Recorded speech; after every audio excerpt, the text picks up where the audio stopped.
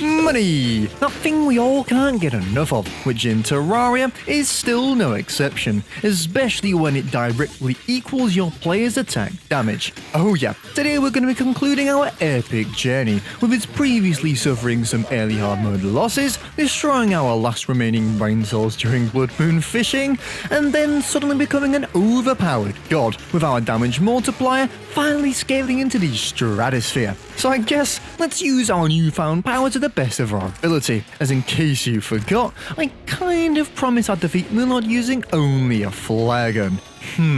Okay, without further ado, let's jump straight back into it. Only 17k more to go, folks? Ooh. Continuing from last time, we of course finally scaled beyond the point of cure, with our damage multiplier nearing an absurd 500% now. So I mean, what do we do with this? Well, with us now also having the ever so overpowered Tsunami in hand, we might as well make use of our other truffleware and defeat another Duke. Which, yeah, wasn't exactly a challenging fight. We absolutely destroyed him, dude. And at speeds 5 times faster than our previous victory, Duke was down once again, and would be giving us our next insanely busted weapon going forward.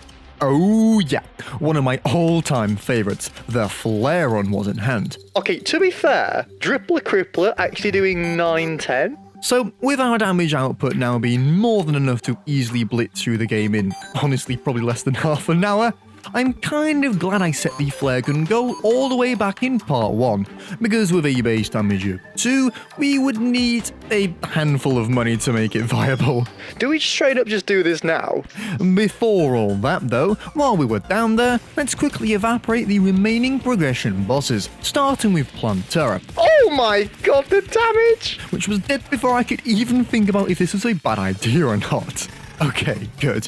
And with no time to waste, let's get straight to our temple, which thinking about it now, could actually give us a good chunk of change thanks to Golem's easy summon ability. Before that though, damn it. Let's just make sure we can actually take him down without dying. Oh my god. I mean, this was already like an effective weapon. Wow, yeah, that really doesn't surprise anybody.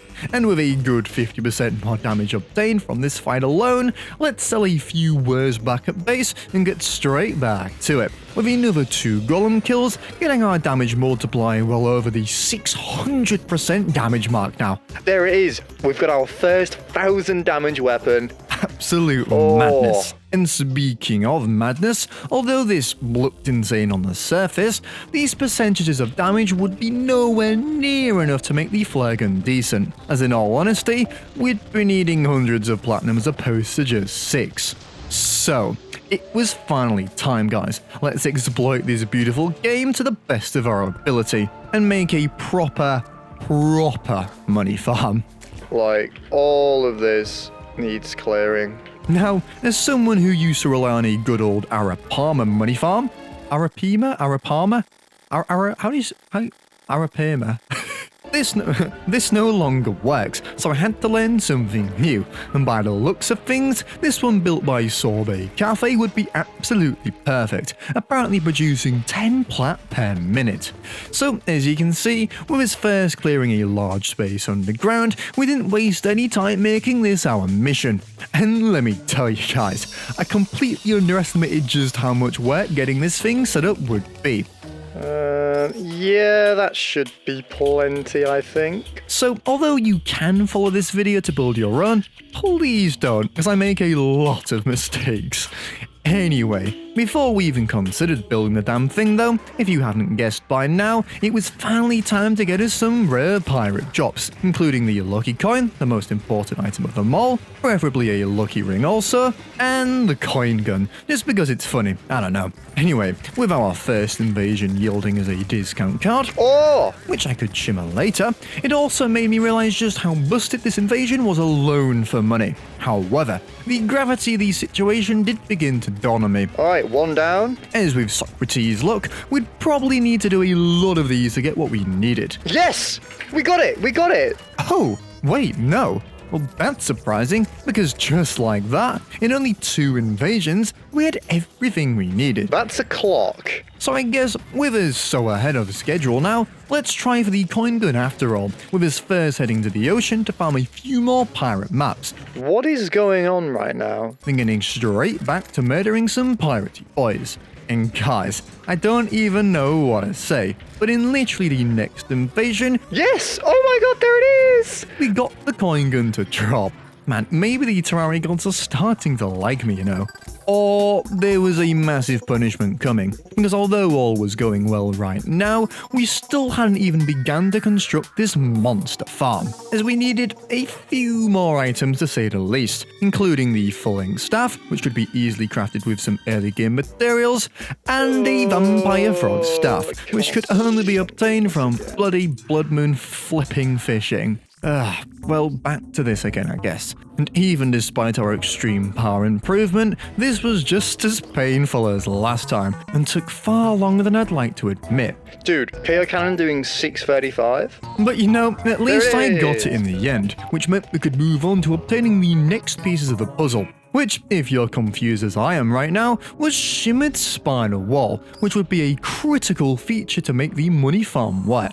You see, I think the premise of this contraption is to spawn a million black recluses in one area of the map, then teleport them over to a cramped space that you fill with low damaging summons, and therefore giving you a load of money thanks to the lucky coin. Which did mean we still needed a lot of very obscure gear for this to work, including a basically fully fledged summoner setup, as I needed as many slots as possible, and an absolute motherload of sand, as an artificial underground desert would substantially boost the spawns of spiders. So after utterly annihilating our east beach, I mean, let's get making this thing. it was finally time to get down there and fully make this thing, Nope, this is already too high. For God's sake. which was off to an amazing start. And if I'm honest, this theme of fumbling continued for the next few hours, as the amount of precise tiles which needed placing and hammering into an exact state meant Braincell loss was inevitable. But don't worry, because even with incompetent me behind the helm, progress was inevitable, and with us finally finishing this strange shape here, which was wrong by the way, so please don't copy it, it was time to move on to the spider spawning platform itself, which would be the main part that generated our dollar, which after completely mucking up the shape a few times, seriously, it took me like half an hour just to build this thing, we were very nearly done. We just had to fill the bottom with lava to prevent other enemy spawns and wire the whole thing up. Oh, and for your info, this is probably the most wiring I've ever done in over 10 years of playing this game. After much tinkering around though, I think it was time to finally test it out, with us summoning a decoy target first, then a variety of low damaging summons, and then clicking the almighty button to get the spiders teleporting. Yeah, no. Shock horror, something's not right here, so let's quickly fix that. Okay, take 2. There we go. And you know what? This might just work, with this already getting us probably a quicker income than anything else we've used so far. It's not very efficient. But it was still far from operating at its full potential, so let's optimize it. First by getting a slime staff for more hits per second, some more summoner slots, and a piggy bank, as unfortunately, I just discovered one giant underlying issue of this entire money farm, which is completely unique to this challenge playthrough. Yeah, very bizarrely, for this to work, we ideally need to be dealing 1 damage to everything. But, as our money equals power, with just a few plat, we start killing too quickly, meaning it's not going to be as AFKable as I originally planned. Oh my god, dude, look at the percentage of damage go. But you know, I don't really care, as by God this was pumping out some coin. Like, just look at that multiplier go. And in just a few minutes, we'd already doubled all the money we've collected the entire run. So, here's the plan, guys. I'm gonna crack on with some Pokerogue, seriously I'm addicted to this, and leave it running for a few hours, with me depositing money every minute or so. Alright then, I'll see you on the other side. One eternity later. It's been a little while. Okay. Maybe I went a little overboard here. Yeah, that's 74,000% damage up. Right, I'm never ever killing a black recluse ever again in my entire life. But really, when you remember that we'll be using the flare gun, it's really not as impressive as you'd originally think. So I guess without much further left to do, let's beeline that Moonlord kill. First starting off with the cultist, which yeah, I kinda forgot our primary weapons are dealing, just a casual 138,000 damage a shot here. In a way though, I feel like we kinda deserve this blissful finale, as with such rough beginnings where we dealt just no damage to stuff, it felt really nice finally being a true god. Well, very much a glass cannon god, because it wasn't like we still couldn't die. And so with his pushing through the pillars at a holy rate, the big fight was closing in. Which honestly, with our flare gun dealing over 1000 damage, even with its base of only 2, I was pretty confident that this wasn't going to be particularly difficult either.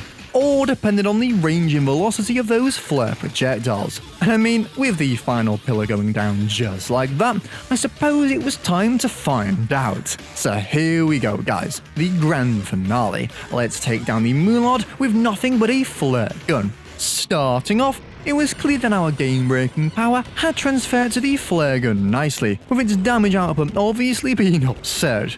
And luckily, and the thing I was most worried about, its range projectiles were unironically really easy to use, didn't have much drop-off, and were fast enough to feel like any old late-game arrow projectile. And oh, by the looks of things, we were already on the hot. In speeds, honestly, faster than if I had used a pillar weapon with regular damage. The flare gun's just kinda cracked, I guess. Also, as we really didn't need a regular damage stat-ups, I was a tank at this point, which meant the poor old Moonlord truly did not stand a chance, because bless him, just like that. Dude, we did it!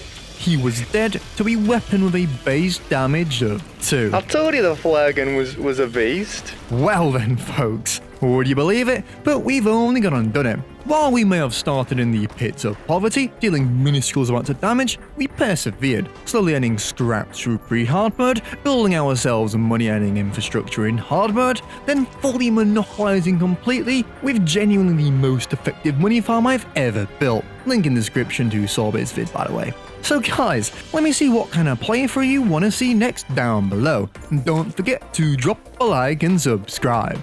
This has been sockrteez, and I'll see you in the next one.